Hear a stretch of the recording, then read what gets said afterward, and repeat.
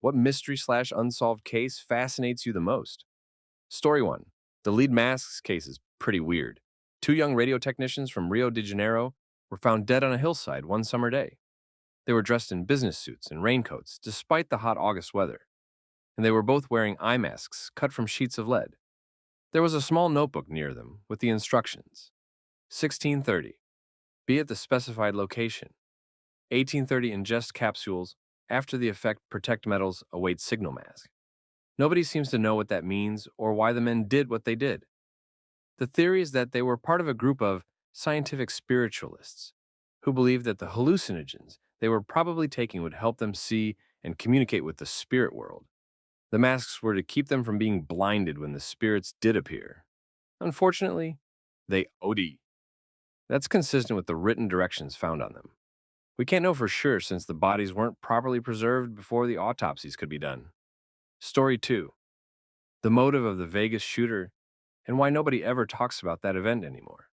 They released some interviews and documents last year. Apparently, he was an extreme gambling addict who had been banned from several casinos for, he said, playing too well. He was also growing increasingly angry with the casinos because he was receiving fewer extravagant comps like free cruises.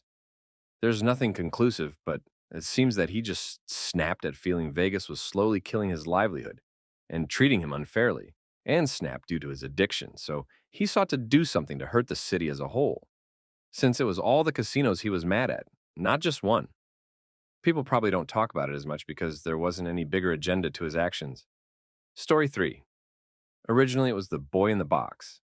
They've since discovered his identity, Joseph Augustus Zarelli, but I would still be interested to know who killed him and why. I also think about the case of Selena Mays, who just straight up disappeared from the Philly area on the New Jersey side when I was a little girl. She was 12 years old and 9 months pregnant. I learned of the boy in the box case when I was doing a report in high school. It was a 45-year-old case at the time. It was really interesting, and I checked on the case every few years to see if there were any developments. I was astounded when they actually were able to identify him. The case itself is still not quite solved, and it's difficult to imagine it ever will be, but the fact they identified the boy was pretty impressive. Story 4. Here's a little side note about the D.B. Cooper case. Most of the people who've looked into it have learned how $5,800 of the money he left the plane with was found on a riverbank in 1980. The FBI has cited that find as evidence that he probably died on impact. There's a problem with that explanation. Cooper reportedly jumped out of the airplane with the cash tucked into his clothing.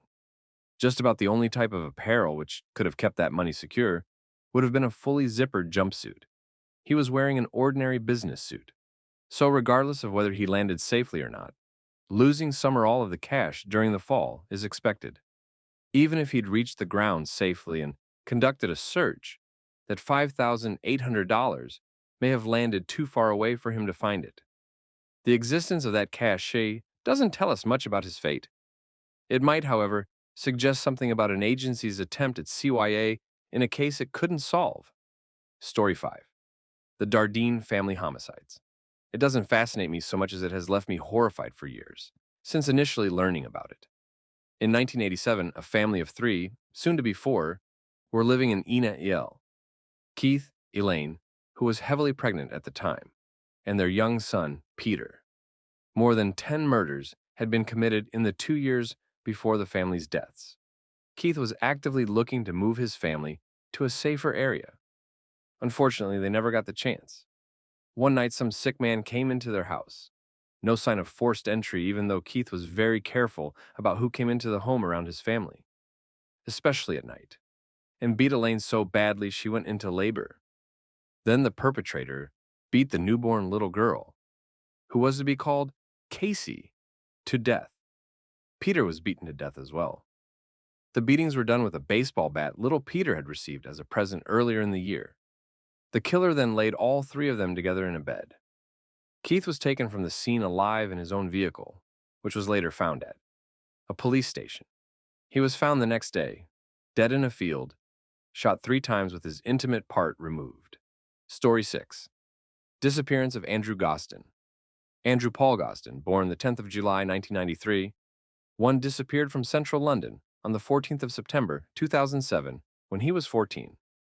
On that day, Gosden left his home in Doncaster, South Yorkshire, withdrew £200 from his bank account, and bought a one-way ticket to London from Doncaster Station. He was last seen on CCTV, leaving King's Cross Station. Despite numerous national appeals for information in the years following his disappearance, Gosden's reason for traveling to London that day, and his subsequent fate, have not been established. In December 2021, detectives investigating the case arrested two men on suspicion of kidnapping and human trafficking in relation to Gosden's disappearance. Both men were released under investigation while inquiries continued. In September 2023, police confirmed that the men had been eliminated from the investigation.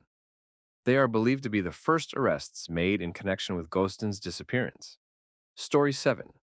Bryce Laspisa went missing after an hours-long ordeal, in which he was frequently in contact with his parents via phone, but continued to make no or little progress towards his destination with no particular justification. His parents even asked a local person to help him get onto the highway, etc., which he did, but he continued to make no meaningful progress. He never made it home, and his vehicle was eventually found having experienced some kind of accident. I think some blood present, but not a huge amount. The car was near a body of water. He was not in the vehicle and has never been located. Evidence suggests to me that he was having some kind of mental health episode, or possibly issues with drugs impacting decision-making. Maybe dissociated from the trip and eventually died by herself, but in a way that made him hard to find. Or tried to disappear into society, but he's such a distinctive-looking guy that it's really hard to believe no one would have seen him. This one just drives me nuts, because he really went missing while everyone was very actively trying to keep tabs on him, and even speaking to him intermittently. It doesn't feel like a situation that should have loose ends. Story 8. Alexandra Wewarchuk, a young nurse in Saskatoon, Saskatchewan, Canada, who went for a walk one spring night in 1962 and never came home. 2 weeks later, her body was found in a shallow grave by the river that runs through the city, mere blocks from her home. Still unsolved to this day. The police are still looking for witnesses despite finding DNA after an exhumation. I became fascinated when I discovered her next-door neighbor, across the alley on the next block, was a guy named Sanford Clark, whose story is a rabbit hole on its own. Story 9. Snaha Ann Phillips. Woman goes missing about the same time 9/11 happens. She lived just 2 blocks away from the towers, so she probably died, right? Well, it didn't take long for investigators to uncover some shady things about her. Apparently, she had been living a double life. She was going to seedy lesbian bars and going home with women. She also had a bit of a drinking problem as well. Her husband and her family vehemently deny this, though. Her husband says she was going to lesbian bars with women because she was assaulted by a coworker at a bar and didn't feel comfortable around men. I'll let you decide if he's telling the truth or not. Another thing of note, she was seen on CCTV at a mall with a still unidentified woman. They were shopping together, and she bought a pair of lingerie. Her credit card history backs this up. There was extremely crappy security cam footage of a woman kind of matching her description in the lobby of her building at the time the tower was hit. She suddenly takes off at a certain point. However, it's never been confirmed if this is her or not. So, what happened to her? Did she run away with a lover for a life with less dude in it? Was she killed in the 9/11 attacks? Did something more sinister happen to her? Who was the woman that she was seen on CCTV footage with the day she disappeared? Is her family lying, or is the police? Was she the woman on the lobby footage? Story 10. Amber Tuccaro, in Nisku, Alberta, Canada. The police released some audio that definitely sounds like her talking to her killer while he's driving her to the killing site. Pretty tough to hear. I used to work up there in the oil field when she went missing, and there was basically nothing about her at the time. Stumbled on to the story later in life, and it always kind of bothered me. I could have been driving the road she was on at the time, and probably drove around the site in the same time period. Story 11. My mind always goes back to Brandon Swanson. 19-year-old Brandon Swanson drove his car into a ditch on his way home from a party on May 14th, 2008. He called his parents and told them he was okay, but asked if they would come pick him up. After looking for a bit, his parents couldn't locate him. So Brandon said he could see the lights of a nearby town and he would start walking in that direction. He stayed on the phone with his parents as he made his way. He was cutting through a field when his parents suddenly heard Brandon say, "Oh crap!" And then the call went silent.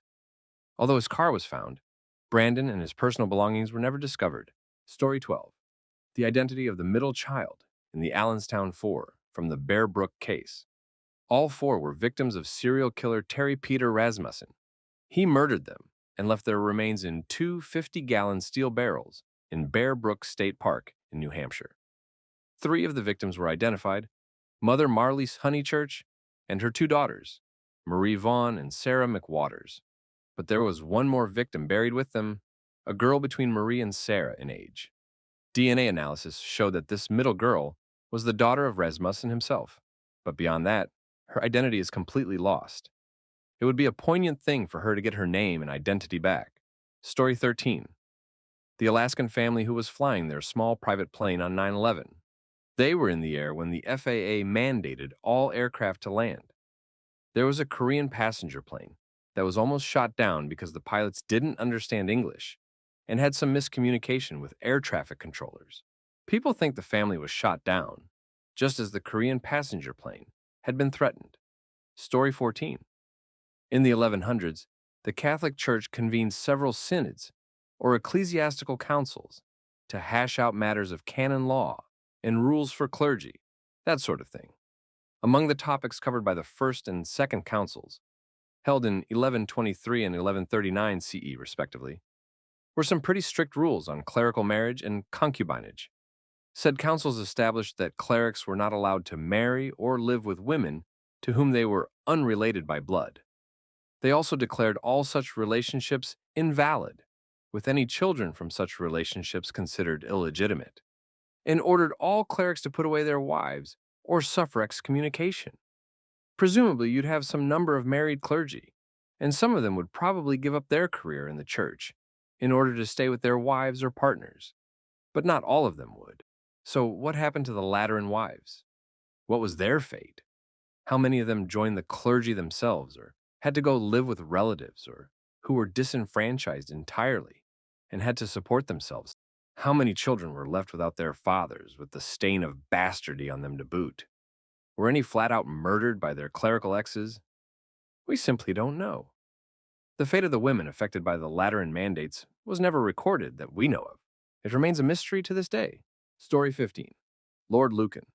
There is a theory that his friends helped him to escape, but he then at some point expressed a wish to return. He was then duly dispatched to buy his silence because he was a liability and a loose cannon who would basically land them all in it. I always felt as if Lady Lucan and John Aspinall knew far more than they were letting on. But that old bloke in Australia isn't him either. Story 16. You know what really gets on my nerves with the UFO enthusiasts? There's a case involving an entire region for months. Thousands of daily witnesses. Fishermen refused to go to the ocean for fear of UFOs coming out of the sea again. Physical traces. The Army got involved. The Army named it Operation Saucer. I kid you not. Hundreds of pages of documents are available, and they're wild. And yet every time I bring Colares, Brazil, 1977 if I recall, nobody knows about it. Because their knowledge is limited to echo chambers and whatever TV feeds them. Which is too bad. I mean, if you like a topic, then dig it. Story 17. The disappearance of Jody Hueyson Truitt.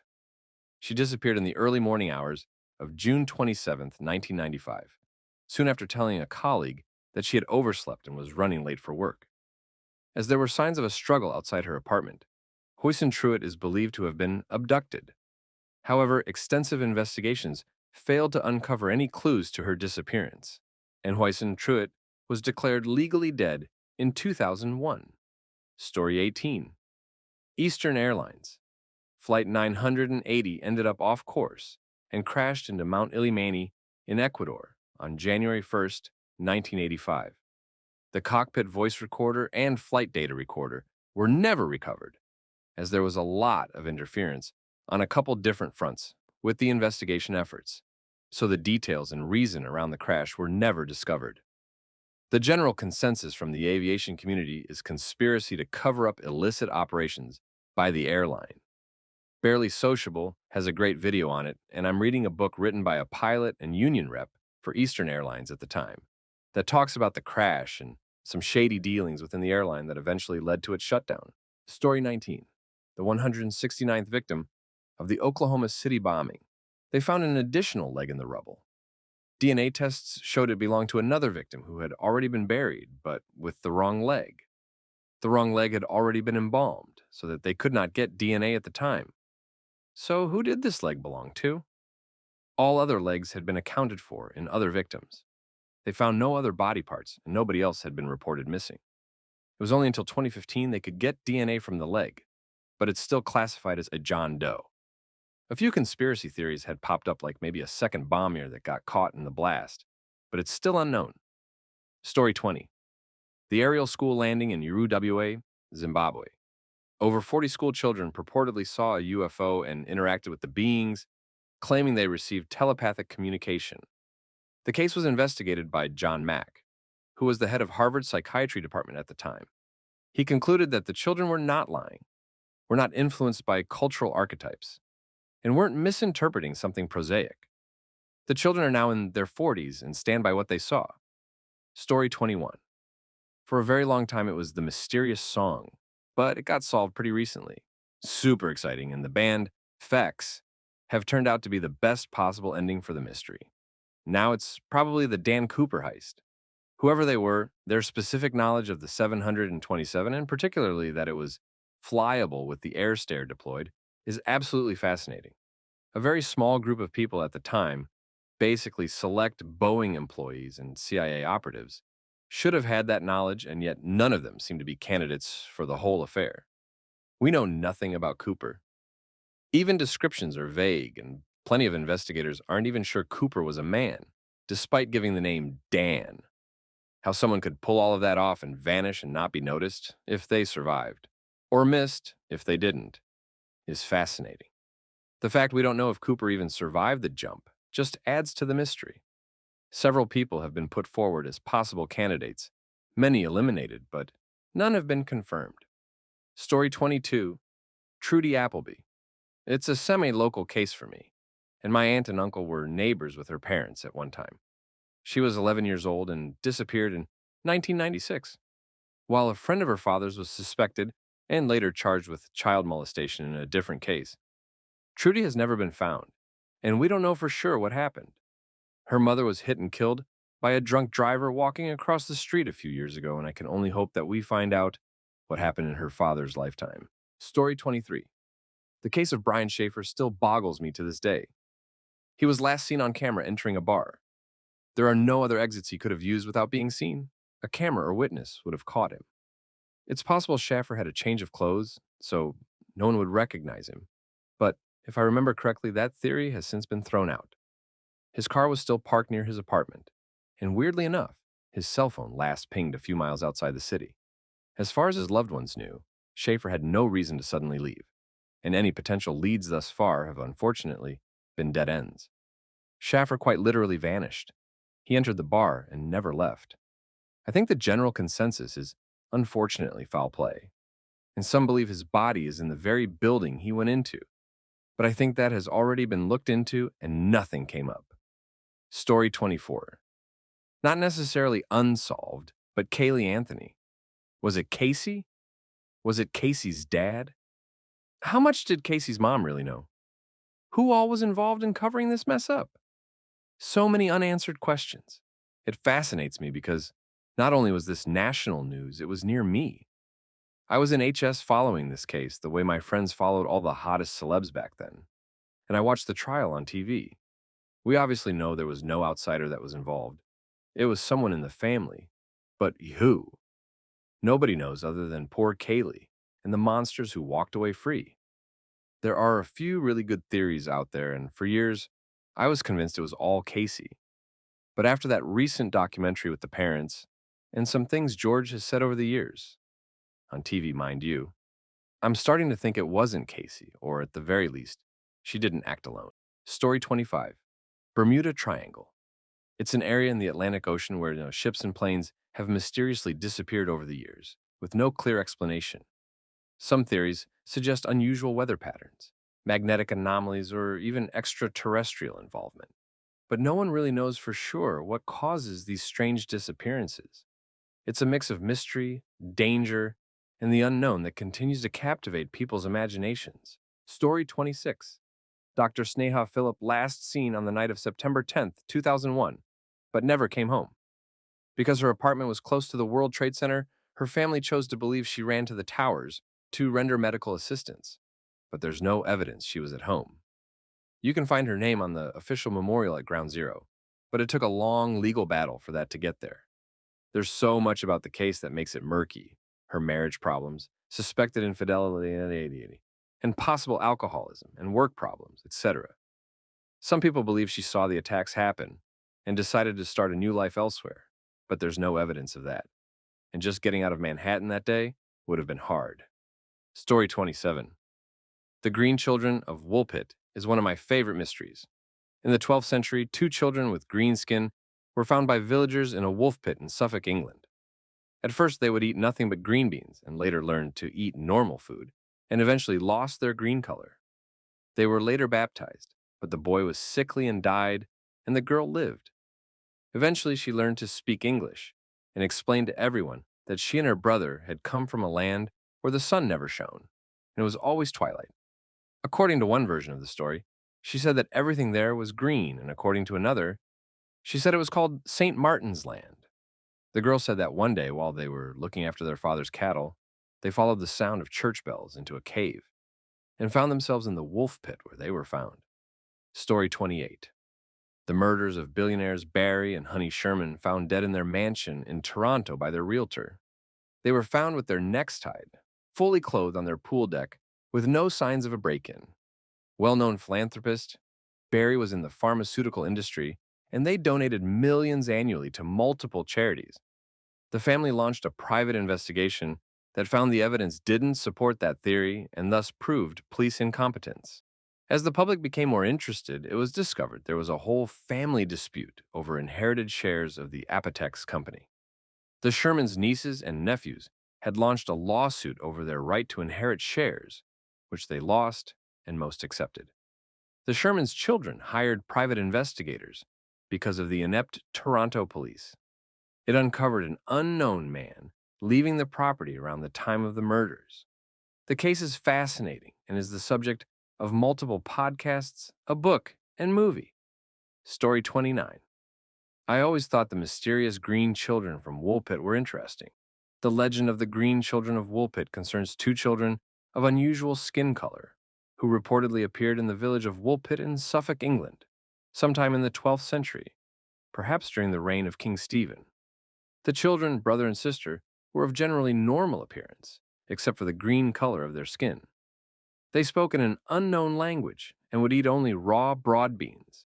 Eventually, they learned to eat other food and lost their green color, but the boy was sickly and died soon after his sister was baptized.